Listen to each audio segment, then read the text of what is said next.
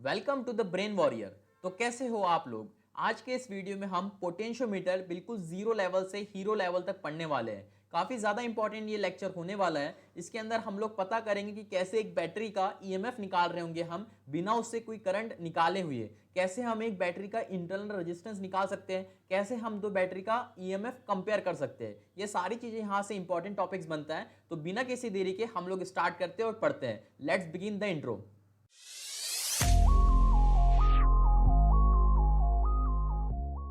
Topic is potentiometer. ये potentiometer होता क्या है? Potentiometer is a device that can be used to measure the EMF of the source without drawing any current from the source. जैसे मैंने बताया कि जो पोटेंशियोमीटर है एक ऐसा डिवाइस है, एक ऐसा उपकरण है जिसका ईएमएफ हम मेजर कर सकते हैं, पता कर सकते हैं बिना उससे कोई भी करंट निकाले हुए। कि एक बैटरी हमारे पास, उसका मुझे ईएमएफ या पोटेंशियल डिफरेंस नहीं पता है, तो उसको एक मेरे वाले सर्किट से मैं कनेक्ट कर लूंगा और बता दूंगा बिना उस बैटरी से कोई करंट निकाले, बता दूंगा कि इसका पोटेंशियल इतना है। तो ये प्रिंसिपल कौन सी प्रिंसिपल के ऊपर काम करता है? The principle of potentiometer state that the when a constant wire. देखो अब इसकी वर्किंग या इसका जो सेटअप होने वाला है, जो मेरा सर्किट है वो कैसा होने वाला है वो ध्यान से सुनो। जो मेरा सर्किट हमेशा फिक्स रहने वाला है, बाकी जो अलग अलग कंडीशन होती है उसके अंदर हम अलग अलग बैटरी या इंटरनल रेजिस्टेंस निकालने के लिए अलग काम करते हैं, लेकिन जो बेसिक प्रिंसिपल होता है कि ये ऊपर नीचे सिस्टम होने वाला है वो फिक्स होता है। वो कैसा होता है? The principle of potentiometer state that when a constant current is passed through a wire of uniform cross section area, the potentiometer drops across any portion of the wire is directly proportional to the length of the portion। बहुत simple सी यहाँ पे definition लिखी थी, definition नहीं principal क्या बोल सकते हैं हम इसका, कि हमारे पास ये एक मेरा वाला सर्किट है। मेरे वाले सर्किट में क्या है, एक मेरे पास ये वायर है, ये यूनिफॉर्म क्रॉस सेक्शन का वायर है और इसकी लेंथ मुझे पता है, ये कितनी लंबाई का होने वाला ये मुझे पता है। मैं इस वाले वायर को एक दो कॉपर स्ट्रिप के साथ ऐसे कनेक्ट कर देता हूँ साइड में, और इन दोनों कॉपर स्ट्रिप को मैं एक वायर से कनेक्ट करता हूं जिधर एक बैटरी लगा दिया हूं, एक एमीटर लगा दिया हूं कि कितना करंट फ्लो हो रहा है ये पता करने के लिए, और एक रियोस्टेट लगा दिया हूं। ये RH मतलब होता है रियोस्टेट, वेरिएबल रजिस्टर, और बीच में एक मैंने की लगा दिया हूं। अब क्या है कि बेसिक प्रिंसिपल क्या बोल रहा है हमारा, कि इस अननोन बैटरी को, और यहां से मैंने एक अननोन पोटेंशियल डिफरेंस वाली बैटरी लगा दिया जिसका मुझे ईएमएफ नहीं पता, जिसको मैंने E1 नाम दिया हो, और ये E वाली बैटरी मुझे पता है। तो ये E1 का मुझे ईएमएफ निकालना है और मैं यहाँ से एक गैल्वेनोमीटर कनेक्ट करता हूँ। बेसिक प्रिंसिपल यही है कि आप यहाँ पे जॉकी को इधर उधर करो और एक ऐसा पॉइंट पता करो कि गैल्वेनोमीटर का जो है इससे कोई भी करंट पास ना हो। जब इसका पोटेंशियल, जब ये वाले पॉइंट का पोटेंशियल इस वाले पॉइंट के पोटेंशियल के बराबर हो जाएगा तो हम कह देंगे कि गैल्वेनोमीटर से कोई भी करंट फ्लो नहीं कर रहा है। और गैल्वेनोमीटर से कोई करंट फ्लो नहीं कर रहा है तो उस वाले जितना ईएमएफ हम यहाँ से कैलकुलेट करेंगे उतना ईएमएफ ये E1 का होने वाला है। आगे चल के बहुत अच्छे से समझाता हूं मैं आपको, ध्यान से समझो। कंस्ट्रक्शन क्या बोलता है हमारा? कंस्ट्रक्शन अगर करें तो a potentiometer consist of wire A B of uniform cross section area, जो हमारे पास वायर होगा जनरली 4 से 15 meter long fixed wooden wood board. हमारे पास एक लकड़ी का बोर्ड होना चाहिए जो कि 4 से 10 मीटर का होगा। इतनी इंपॉर्टेंट बात नहीं है, आगे देखते हैं।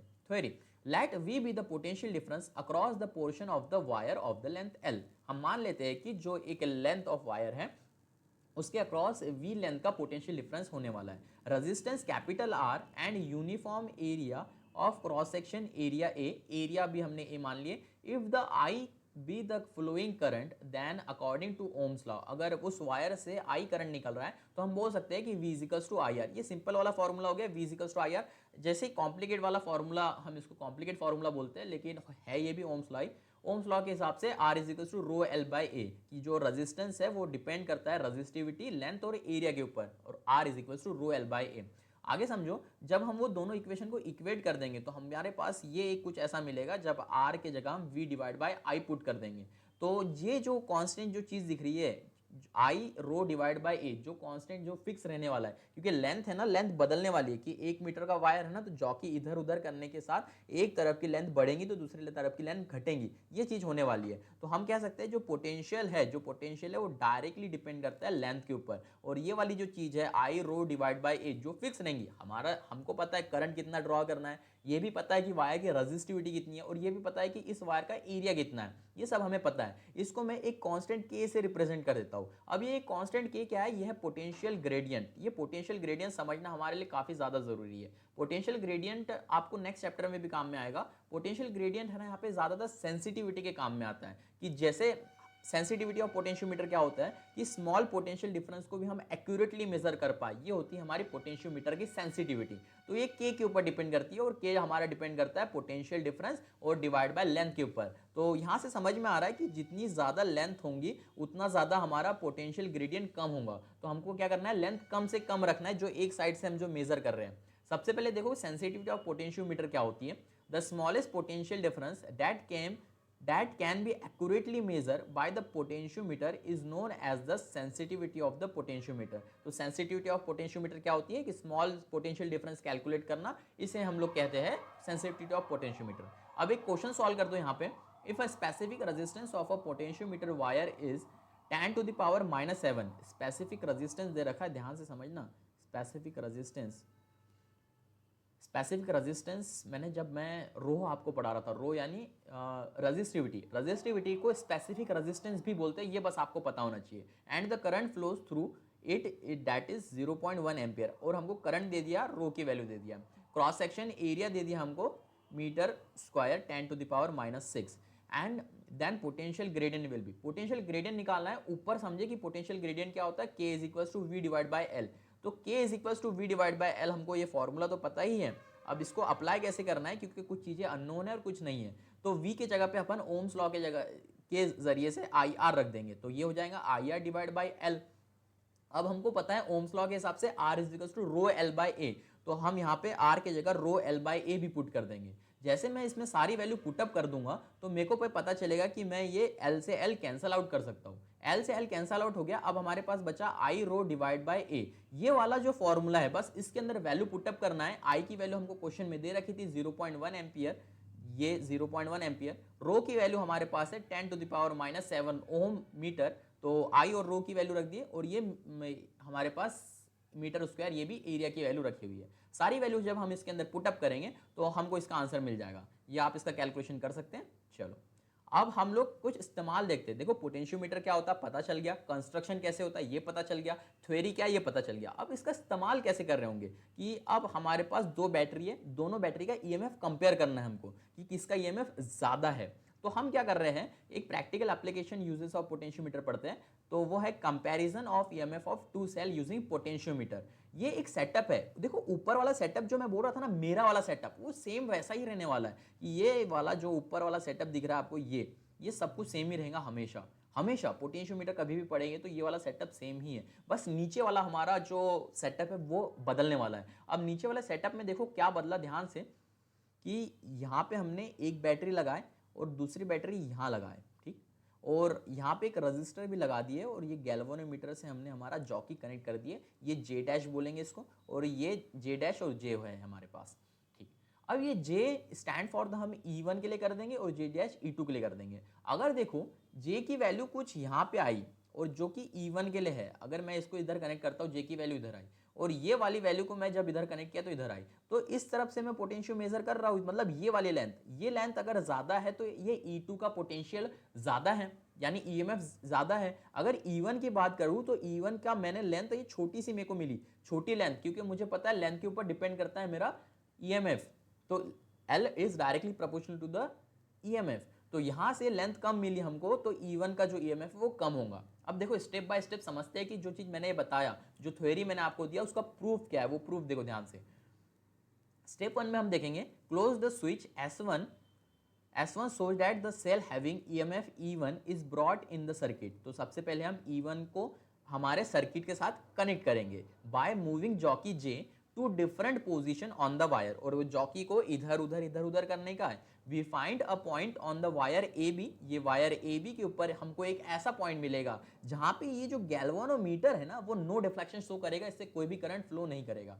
अब देखो आगे देखो, according to the principle of the potentiometer, वो जो पॉइंट मिला हमको जॉकी का ए के साइड, तो उसको हम L1 बोल देंगे, सिंपल। और ऐसे ही हम लोग कह सकते हैं कि L क्या है हमारा, जब डायरेक्टली प्रोपोर्शनल साइन हटाएंगे तो एक पोटेंशियल ग्रेडियंट ऐड हो जाएगा ऊपर जैसे पढ़े थे, तो यही फॉर्मूला हो जाएगा हमारा कि VAJ is equal to KL1। और ये वाली जो चीज हम लोग निकाल रहे हैं ये क्या है, EMF, तो इसको E1 से हमने रिप्रेजेंट कर दिया और ये K इंटू L1। इक्वेशन 1 ये हो गई। ऐसे ही सेम टू सेम आपके पास इक्वेशन 2 भी बन जाएंगी, जिसको मैंने इक्वेशन 2 यहाँ पे डायरेक्ट अगर मैं बताऊँ ना तो ये E2 is equal to K into L2 हो गया। तो ये हमारी एक इक्वेशन बन गई। बस आप कुछ मत करो, ये इक्वेशन 2 और ये इक्वेशन 4 को डिवाइड कर दो आपस में जैसे डिवाइड करेंगे तो ये E1 डिवाइड बाई E2 आ जाएगा is equal to L1 divide by L2 आ जाएगा। ये वाली चीज अगर आपके समझ में आ गई तो आप वो वाला क्वेश्चन आसानी से सॉल्व कर लोगे कि एक बैटरी का ईएमएफ पता है, दूसरे का निकालना है और L1 और L2 की वैल्यू खुद से निकाल लोगे। ये L1 और L2 जो है जब एक्सपेरिमेंट करते हो तो खुद से निकालना होता है, लेकिन जब कोई क्वेश्चन आता है तो L1 और L2 हमको दे रखा होता है जनरली। चलो ये वाली बात हमारी यहाँ से बात समझ में आ गई है। हाँ, ये L1 L2 के ऊपर डिपेंड करने वाला है। नेक्स्ट जो हमारे पास कॉन्सेप्ट है वो कॉन्सेप्ट है हमारे पास determination of internal resistance of a cell using potentiometer. अब ये क्या है, ये हमारे पास बैटरी तो है, इस बैटरी का ये इंटरनल कुछ रेजिस्टेंस होगा, cell using potentiometer internal resistance, ठीक है। तो अब क्या करते हैं हम लोग, नहीं ये एक्स्ट्रा यहाँ पर रजिस्टर हमने जोड़े हैं, ठीक है ठीक है ठीक है।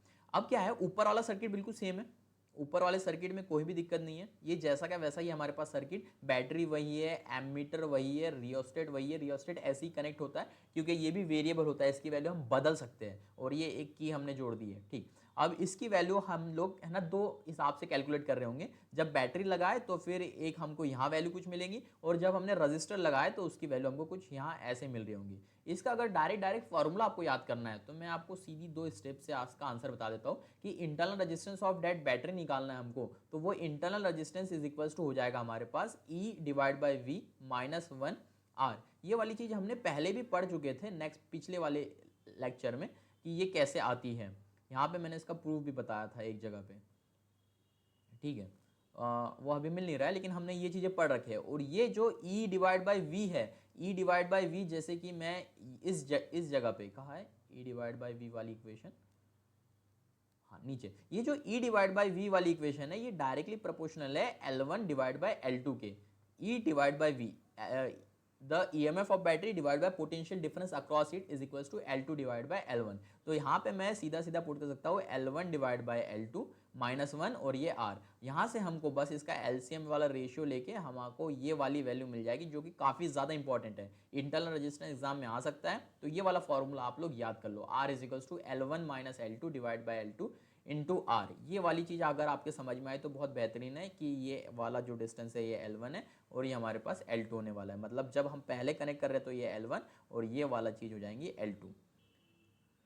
हाँ, तो ये था इंटरनल रेजिस्टेंस। नेक्स्ट हमारे पास लास्ट टॉपिक है सेंसिटिविटी ऑफ पोटेंशियोमीटर, कि आप सेंसिटिविटी कैसे निकाल रहे होंगे। जैसे सेंसिटिविटी क्या होती है, वो पोटेंशियल ग्रेडियंट के ऊपर डिपेंड करती है, ये तो हमने बता ही दी है।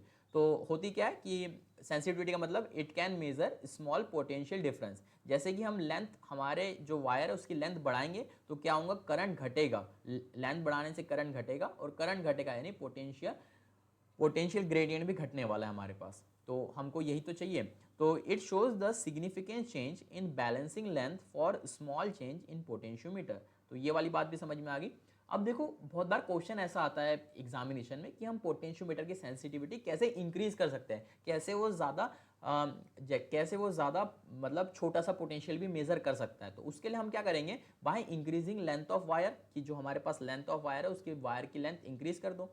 दूसरा, by decreasing the current in circuit with help of rheostat, हम क्या करेंगे कि करंट का जो फ्लो है उसको कम कर देंगे, करंट की जो रेशियो है उसको कम कर देंगे। तो हमारे यहाँ से हमको सेंसिटिविटी ऑफ पोटेंशियल भी कुछ इंक्रीज हो जाएंगी।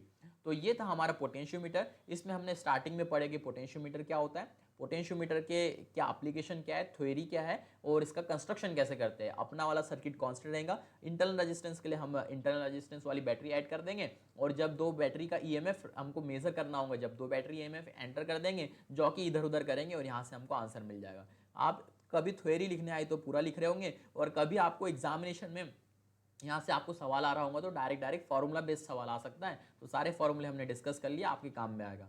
आई थिंक आपको ये टॉपिक समझ में आया होगा। समझ में आया तो इस वीडियो को लाइक कर दे, कमेंट करके बता दें, और अगर चैनल को सब्सक्राइब नहीं है तो चैनल सब्सक्राइब कर लो। हम लोग मिलते हैं किसी और नेक्स्ट वीडियो में। All the best for your examination.